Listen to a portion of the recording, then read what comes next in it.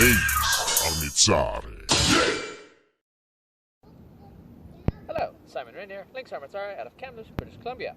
And here's a video I thought I did like a year ago that apparently I did not, so we're going to do it now. But before we get into sort of the meat of things, I want to reiterate something I've said in previous videos and in conversation and all over the place. Namely, this is my beach, and I've been wearing swords down here most of the week, and mostly what I've had with me is my side sword, and that's been fine. Today, I brought up my longsword, and these things are a right proper pain in the ass to carry. The handle's long, it gets in my way, the tip drags on the ground, if the ground is anything other than even, sort of reiterates why most civilian swords were single-handed swords. And before the counter of it's a training sword, they tend to be longer. It's like, no, I've measured it against my sharp. They're within an inch of each other. This one's very slightly longer, both in the handle and tiny, tiny, tiny bit in the blade. So it's sword length, basically. Anyway, today, what we're going to be talking about are the three turnings of Fiore, the three ways of turning ourselves, basically. We have the Volte stabile, the stable turn, the mezza volta, the half turn, and the tutta volta, which is the full turn.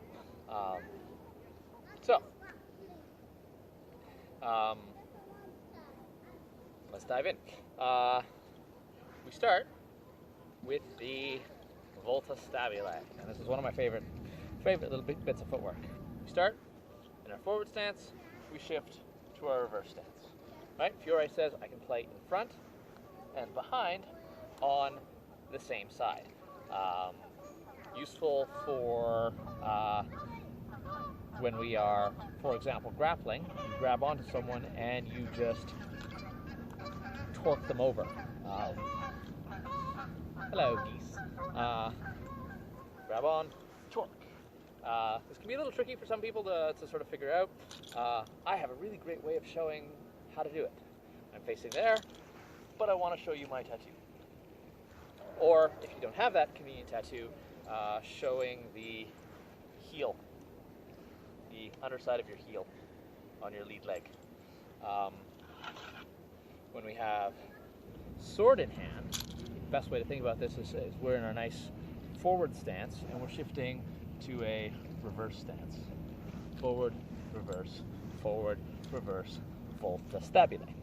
Mezza volta, not going to spend a lot of time talking about it because literally just a passing step.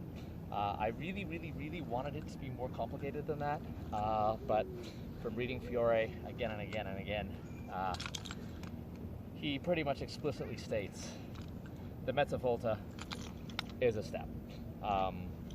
The way he describes it is you can play on either side. I am facing this direction, I'm facing that direction. That's how we get the turn out of just what would apparently be a passing step. Tutta volta is a little bit different. There are very, very few applications for the tutta volta while we have sword in hand. Because what we're doing is we're taking one leg, wheeling it all the way around the other leg, and turning around. Again, haven't really come up with a lot of good reasons to do this with a sword unless we are shooting around someone to sort of step past them and get them from behind. It doesn't come up a whole lot if the other guy has any sense of distance whatsoever, which, let's be honest, not everyone does. How it's really, really useful for, though, is for our grappling. We grab onto someone's arm, spin them around, and drive their head down into the ground. Grabbing an arm bar, spinning them around, driving them down. In one of the grappling plays, it shows Fiore, there's an arm here, stopping here, and the foot is crossed over there. That's halfway through at that point. It's a picture taken mid-motion. Picture taken, drawn. Yeah, so one more time. We have the Volte stabile, so we can use it to either turn around or just shifting stance. We have the mezza volta, and we have the tutta volta. One little addendum to the mezza volta especially, but this is true of all of them, is as we're doing that, we have to try not to move our weight around too much before we step. We should be in a place where we can just step forward, like walking. Giving away our motion by shifting is a bad idea. Now, there are also, as Fiore states, 3 turnings of the sword. If we look at later period sources, they have definitions for these, but Fiore doesn't define them. And so there's a couple theories on what they are.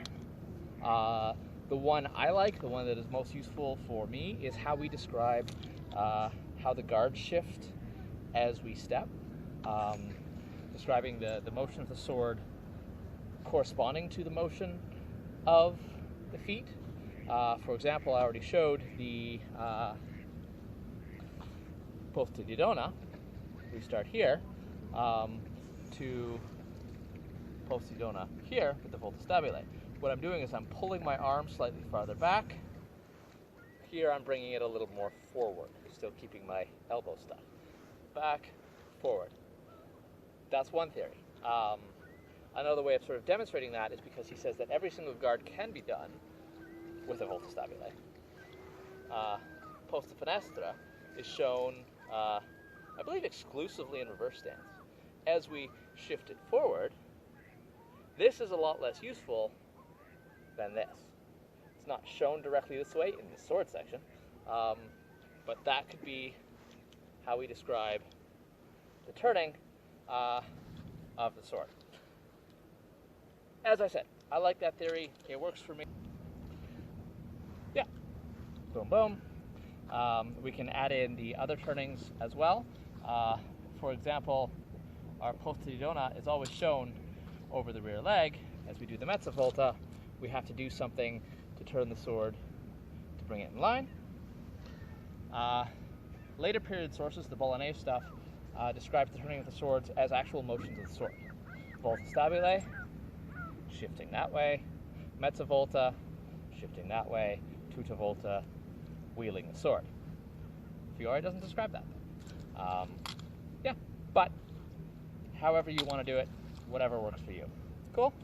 All right, big takeaway is the turnings of the feet. Those are super important, super useful, and sort of a basis for absolutely everything you do. Cheerio.